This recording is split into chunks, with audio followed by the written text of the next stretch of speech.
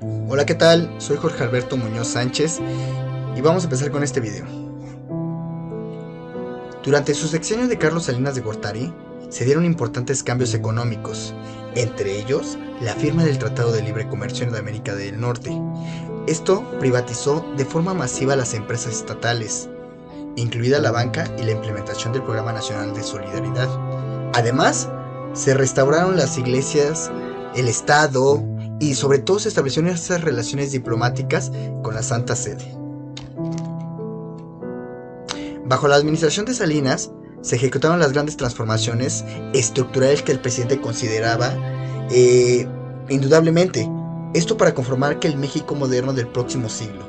De entrada, se aceleró la campaña de privatización comenzada en 1982, viéndose afectada ahora todas las grandes empresas del Estado. Así fueron entregando el capital privado de la telefonía, como Telmex, una compañía plagada de denuncias por la negligencia. Obviamente que el servicio en diciembre de 1990 fue adjudicado en pública subasta por un consorcio, y bueno, esto encabezado por el magnate Carlos Slim. Las comunicaciones viales fue otra de las partes importantes que se vendieron, las aerolíneas, el sector químico, la siderúrgica, por ejemplo los Altos Hornos de México, los seguros, las cadenas hoteleras, los medios de radiodifusión.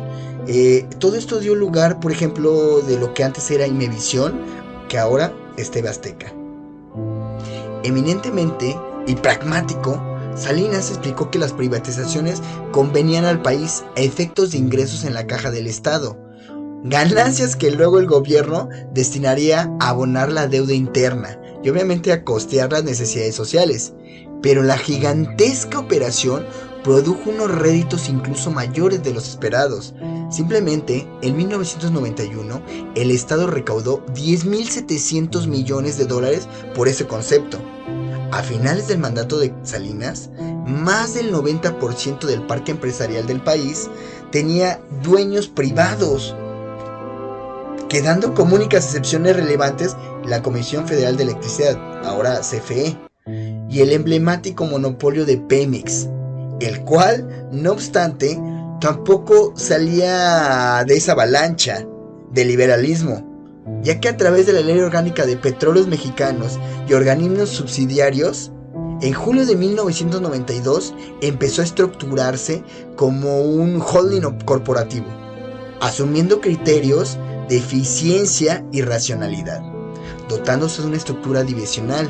Por ejemplo, las subsidiarias de exploración y producción, de refinación de gas, petroquímica básica, petroquímica regular, y obviamente abriéndose a la inversión privada extranjera según el esquema de franquicias. El segundo florón del liberalismo social, pregonado por Carlos Salinas, fue la modificación en diciembre de 1991 del régimen minifundista del ejido. Perpetuaba como la principal conquista social de la revolución, pero que según el gobierno dificultaba la mecanización y la capitalización del agro mexicano por la reducida extensión de las parcelas comunitarias. La enmienda del artículo 27 de la Constitución suprimió el marco jurídico de la reforma agraria realizada en el periodo de Lázaro Cárdenas, poniendo fin al reparto de terrenos, convirtiendo a los 3 millones de ejidatarios en propietarios formales y autorizando a las sociedades con capital privado la adquisición, la reventa o arrienda de los ejidales con determinados límites de superficie. En círculos izquierdistas no hubo ambages en hablar de verdadera contrarreforma agraria. En tercer lugar, Salinas inauguró un nuevo concepto de crecimiento económico nacional, que orientaba prácticamente a la producción hacia afuera, es decir, a la exportación, a la industrialización. En la liberación del comercial, en desarme prácticamente a gran escala, iba a fundir pues México sus perspectivas de progreso, y en primer lugar, el presidente apostó por la inclusión de México en el área de libre comercio. También, obviamente, que este libre comercio fue con países poderosos como lo que fue Canadá y Estados Unidos, país que por sí solo concentraba prácticamente el 73% de los intercambios de México con el exterior. Esta histórico despegue del área Latinoamérica para unirse a Norteamérica rica y anglosajona desembocó en la firma por Carlos Salinas el 17 de diciembre de 1992, a la vez que lo hacían cada uno de sus países. El presidente George Bush por Estados Unidos y el primer ministro Brian Mulroney de Canadá, lo que se firmó el famoso Tratado de Libre Comercio de América del Norte, también conocido como el Telecan, porque los tres países asumían un cronograma para la eliminación de todos los aranceles al comercio trilateral en un plazo de 10 años, a partir del día de 1994. Si todo iba bien, en 2004 el Telecan debía estar plenamente operativo. La repercusión política.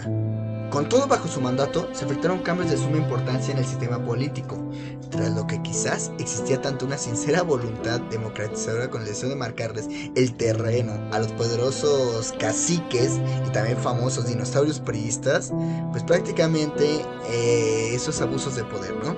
Para Salinas, estos viejos revolucionarios que se oponían a estas recetas liberales y que alertaban contra la liquidación del hecho de la Revolución Mexicana eran más bien unos nuevos reaccionarios.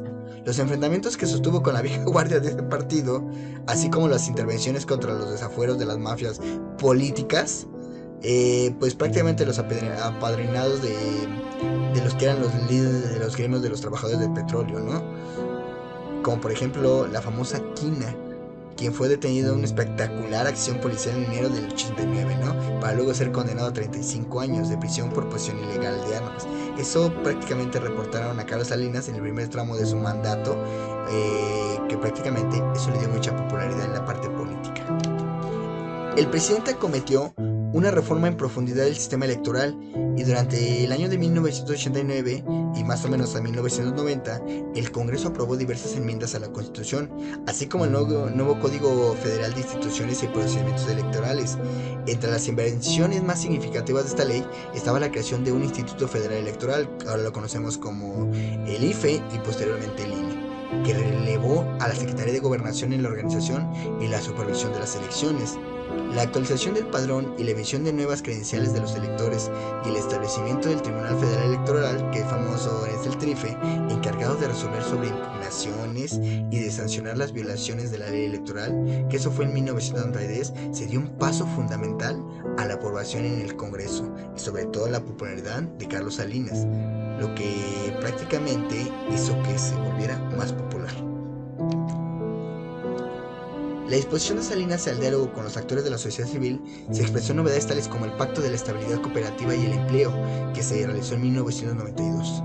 A modo de actualización, ese Pacto para la Estabilidad y el Crecimiento Económico normalizó medianamente la reforma de 5 artículos constitucionales, y esto promulgó una nueva ley, la Ley de Asociaciones Religiosas y Culto Público. De las relaciones con la Iglesia, en este caso sobre todo la Iglesia Católica, que fue reconocida como sujeto jurídico y vio restituir los bienes raíces que le habían sido expropiados. Una vez transformado en marco legal, México estableció relaciones diplomáticas con la Santa Sede.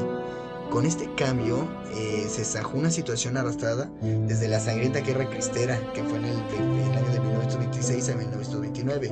El Estado mexicano prácticamente se definió ahora con la libertad de cultos y con algunas condiciones sobre la enseñanza a cargo de las congregaciones religiosas.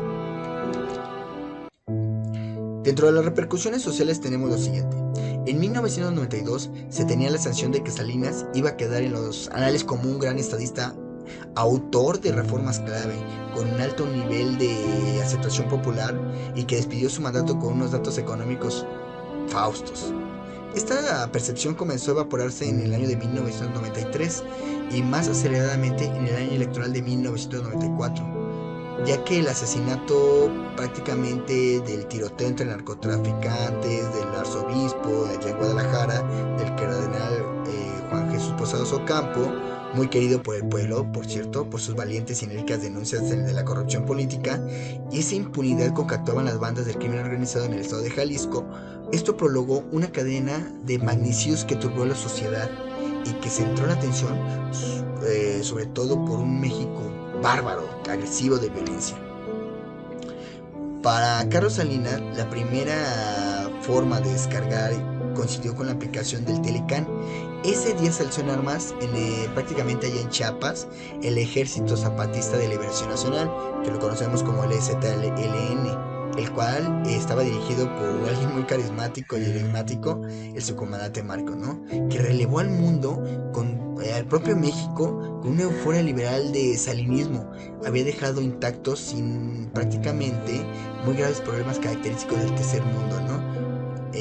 Con la gran pobreza que se vivía extrema, con la injusticia social en esos estados olvidados donde los poderes públicos, los terratenientes y las organizaciones criminales campaban sin arreglo a la ley ni control de ninguno, ¿no? Esto hizo que el presidente apostara primero por acallar a los zapatistas, pero pronto cambió de estrategia al comprender que un aplastamiento sin contemplaciones de Marcos y sus hombres tenían un costo político enorme a nivel doméstico e internacional, lo que hizo que se afectara un poco la popularidad en sociedad.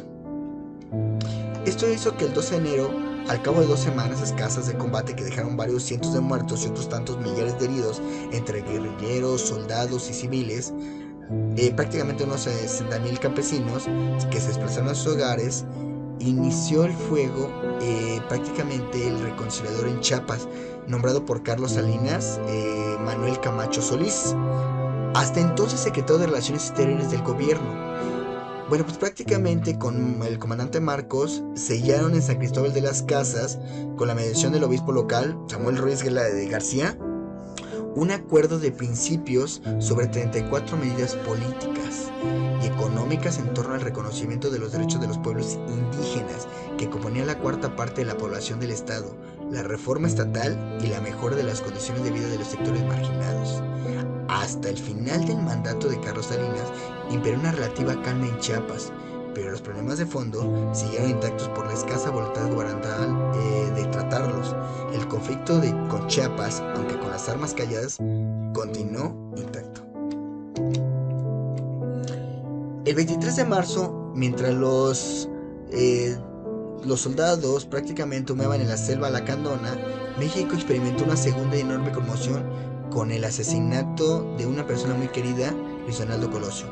Nada más para pronunciar un discurso de precampaña en Lomas Taurina, magnifició que fue prácticamente por un asesinato por Carlos Mario Arburto Martínez, que fue detenido en un lugar de crimen y que estuvo a punto de morir linchado por la muchedumbre enfurecida. Siempre insistió en que actuó solo, pero la opinión pública se resistió a creer que hubiera una conspiración detrás, prácticamente desde el narcotráfico o bien desde el mismo partido del PRI.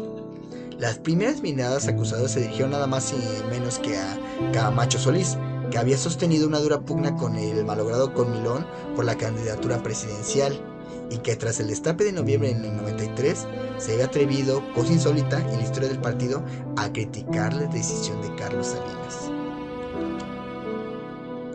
Por otro lado, los medios de comunicación recordaron que el 6 de marzo anterior, Colosio prácticamente tenía su propaganda con el gobierno, que había presentado a México como un país tercermundista en varios aspectos, ¿no? Que se había comprometido a lanzar una vasta reforma política hasta conseguir prácticamente un sistema democrático de forma moral. Colosio fue rápidamente suplido en la candidatura presidencial por el ahora que fue presidente, Ernesto Zedillo Ponce de León, un competente tecnócrata surgido del reformismo salinista, que asumió como si las promesas del que había sido su jefe de campañas, Salinas, que encabezó la Guardia de Honor que flanqueó el fetro de Colosio, ¿no?, en la sede nacional del partido. Prometió que el crimen no quedaría impune. Sin embargo, todos sabemos que no consiguió prácticamente nada. Algún tipo de complot había sido ejecutado en Tijuana y hasta la fecha sigue perdido esto. Tras ese luctuoso suceso, el país se sumió prácticamente en un desosiego, una discrepancia, mientras cobraba auge los secuestros de empresarios para cobrarles rescate, los escándalos de corrupción. Por si fuera poco, se reportó el asesinato de varias personas que podían poseer información comprometedora para el poder, ¿no?, sobre todo para el poder priista. Con esto, prácticamente, Carlos Salinas se fue en una parte social que no le convino, porque fue rechazado, fue criticado, sobre todo por cómo se conformó la parte de Colosio. En la repercusión económica, en diciembre de 1988 se firmó la primera etapa del Pacto por la Estabilidad y el Crecimiento Económico, el famoso PECE, con el propósito de consolidar la estabilidad de la economía, crear las bases para una reactivación gradual y fortalecer la capacidad negociadora frente a los acreedores. Este programa destacaba el compromiso del gobierno con la recuperación del crecimiento sin sacrificar la estabilidad de precios. Los compromisos establecidos fueron mantener la estricta disciplina en el manejo de las finanzas públicas, realizar un ajuste parcial de los precios públicos, ajustar la política cambiaria, llevando el deslizamiento de un precio diario y reducir la dispersión acelerada, ¿no? Esta distorsión de los precios relativos afectó las ganancias de las empresas, pues no podían modificar sus precios de venta, pues los consumidores sustituirían el producto con una internacional y los empresarios tenían que enfrentar cualquier aumento de los insumos no comerciables con la mano de obra y la energía. Así pues, los empresarios enfrentaban tres problemas: el aumento de la competencia con la apertura comercial, los estragos de la enfermedad holandesa y la desregulación del tipo de cambio que hacía los bienes internacionales más baratos que los mexicanos. Esto hizo que Carlos Salinas y Ernesto Zedillo tomaran posesión de la presidencia. Que nadie imaginaba entonces que México está a punto de sufrir una de las crisis más angustiosas de toda su historia, ¿no? Donde prácticamente Banxico mencionaba que las reservas internacionales en dólares estaban agotándose a un ritmo muy rápido, de mucha masa, y pues esto hizo que, y obviamente tras el asesinato que habíamos comentado de Colosio, tomó un acelerado crecimiento económico hacia abajo, por lo que hizo que prácticamente el peso se devaluara. Pues para concluir, puedo argumentar que hasta las fiestas navideñas el peso perdió prácticamente un 60% de su valor, convulsionando los mercados internacionales, el popularmente conocido como efecto tequila, y colocando las finanzas mexicanas al borde del hundimiento de dimensiones catastróficas. Solo un gigantesco plan de salvamento internacional coordinado por el FMI y capitaneando por la Reserva Federal de Estados Unidos, que se inyectó muchos dólares, permitió estabilizar el mercado cambiario.